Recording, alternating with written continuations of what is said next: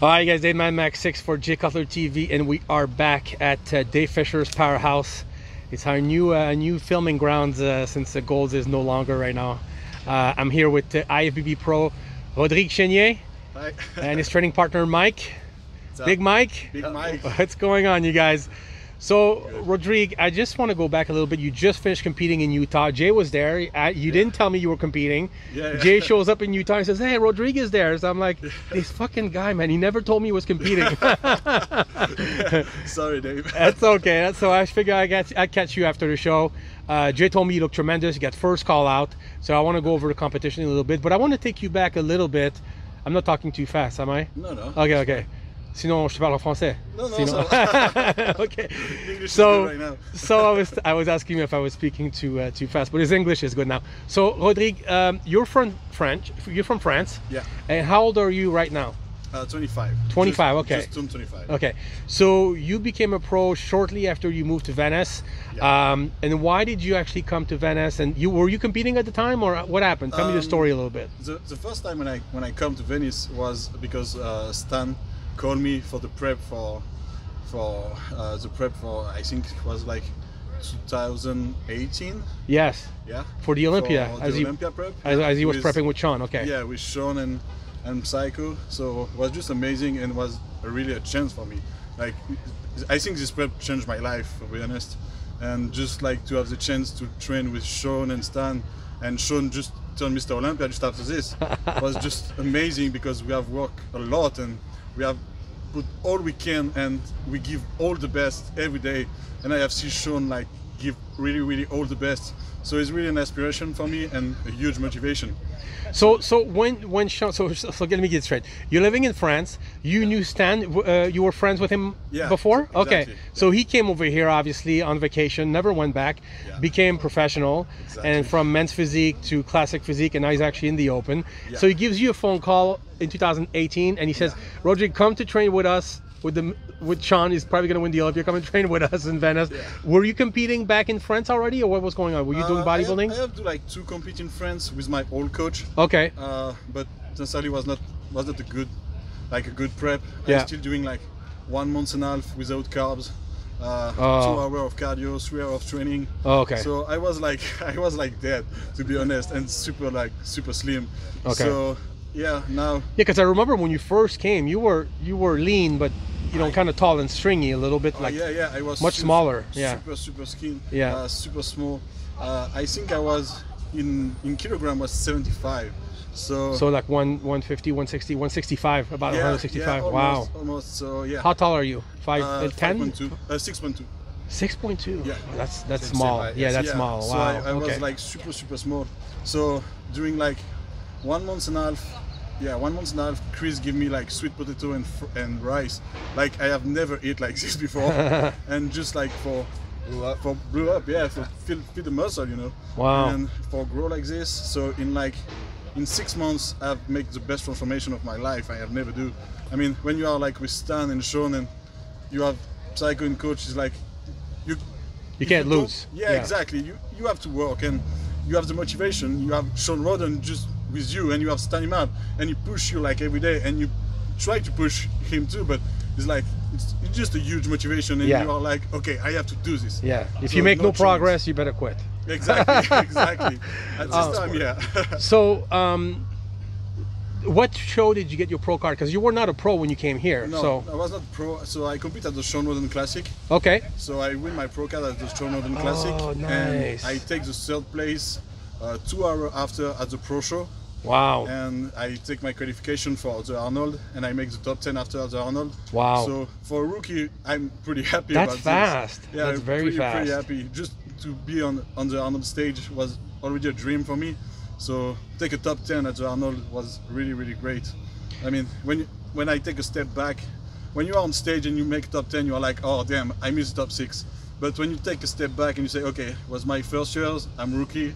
I have just 20. At this time I have just 23, so wow. I'm pretty happy about this. And now my goal is just the Olympia stage. You went back to France for a little bit after that, right? Yeah, for 6 months. For 6 months, and then you came back over here, yeah. and of course the quarantine happened, so it was exactly.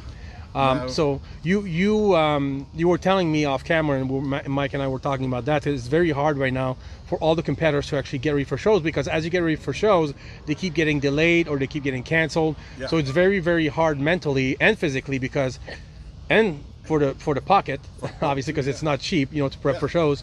So you did the Utah. Did you have other shows before the Utah you were going to do? Normally I have like 2 shows before the Utah, but the show was cancelled too. Yeah. And, excuse me. You were what? You were 1 week out when the quarantine happened. And yeah, I was. Oh my God. Okay. Yeah. So I have beginning the prep in December, and when I come. Wow. And now I just continue the prep, and. So you've been dieting for over 7 months already. Yeah. Yeah.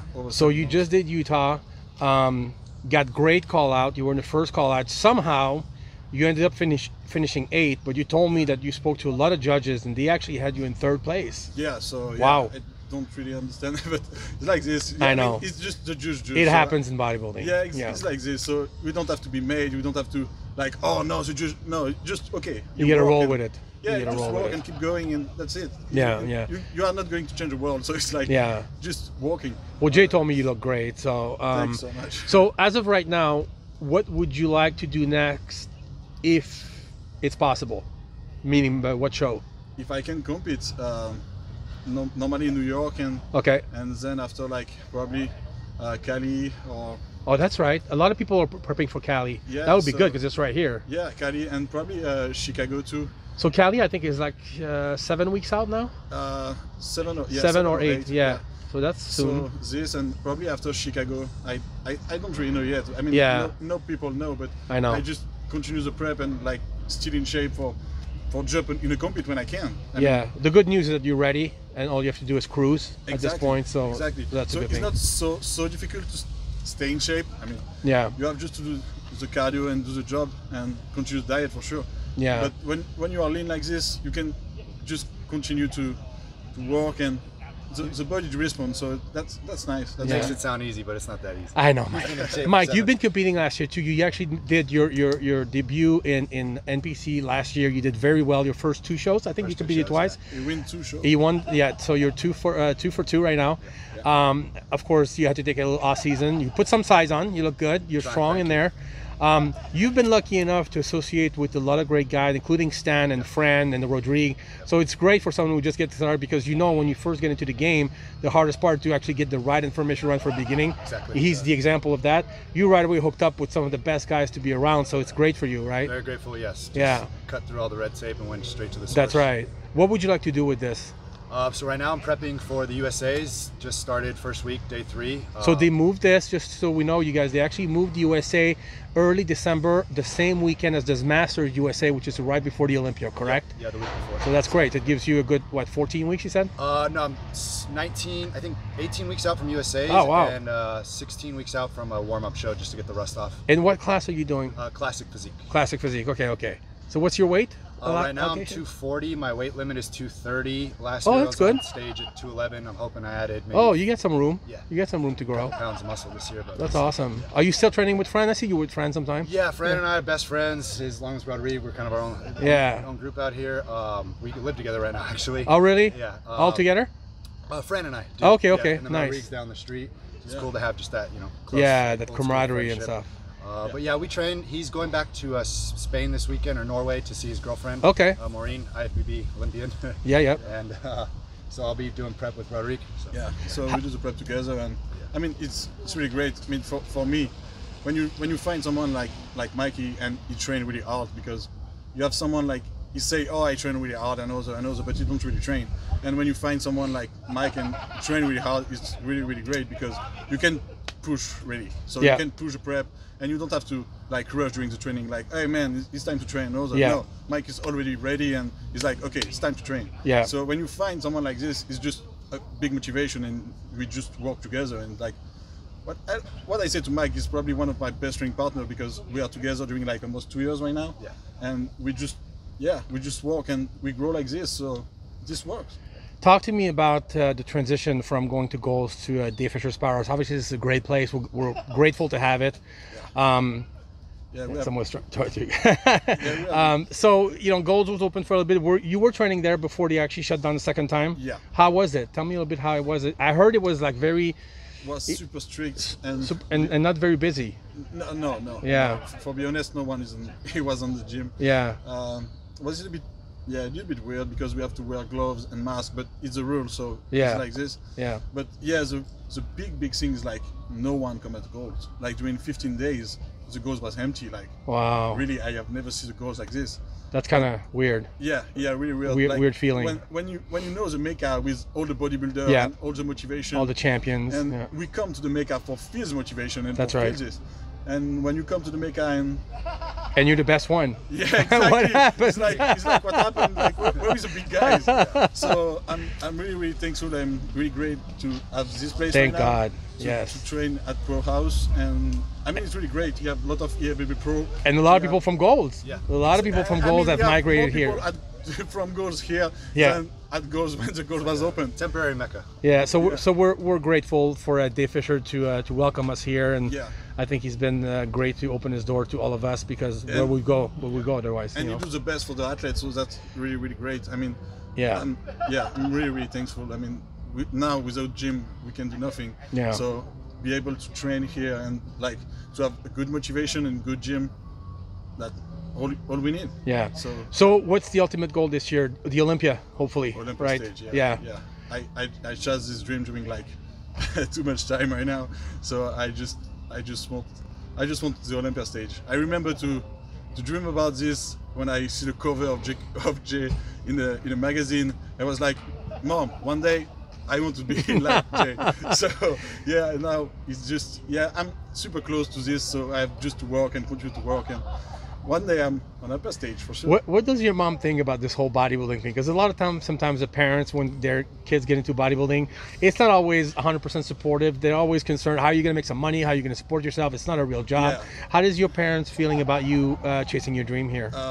My mom always pushed me for my dream. I met your mom at Golds, remember? Yes. Yeah. No, that my mom always pushed me for my dream, and she support me a lot. Like she support me like no one. So yeah, she just wants you to be happy. Yeah, I'm pretty blessed and grateful for this, because it's amazing when you have the chance to be supported by your parent and by your family. Yeah. It's just an extra motivation, and it pushes you more, you know. Of course. So yeah, I have all I need. Could ask for. Yeah. Mike, how old are you now? 26. So you're almost the same age. What about you? I met your mom also. How's your family taking this whole bodybuilding thing? I mean, I know you have a real job too, so you work. Yeah, right now things are a little shaky with the quarantine, but normally. Yeah. Mom was a little against it at first, just because she's never been a big fan of big muscly dudes. Really? Yeah, she like. Plus, you were a fighter before too. Exactly. Yeah. So she wasn't into that either. No, but then you know. You're giving her some hard time. Exactly. But she ends up being supportive. She used to come to all my fights. She went to my shows. So she sees how passionate I am about something, and then she just wants me to be happy that's as well. important. You want to make sure that your kids are doing something that makes them happy, and in the end, that's what's important, right? To do something that makes us happy every day and doesn't feel like a job, really. Exactly. Yeah. And all right. Well, you guys, I really want to thank you so much. It was great having you guys both today. Best of luck in both your shows, Mikey for the USA, and Rodrigue, hopefully for New York or Chicago, or whatever's coming next. But you're going to ride this until the Olympia. You're going to be ready to go just in case you can do anything. I think the Cal might be a good one for you unless they decide not to have it. But so far, so good. Yeah, exactly. So, that's I think another 6-7 weeks, you'll be like, dangerous. So yeah, so right now I just take this like one day at a time. And one thing at a time, and we see. I don't want to stress out and rush for nothing. Yeah. I don't have to. I just have to like take keep doing the work. the more smart I can, and do this like one thing at a time. There you go. It's great, I think. All right, well, we're going to follow up with both of you guys leading up to the show. Mike, next time we film, you will be peeled. Yes, sir. And the filming will be directed, focused on you. Maybe Rodrigue will just be there for support. How's that? Always. All right, thanks for having both on JCutTV. Thank you so and much, best of Dave. luck. Thank you.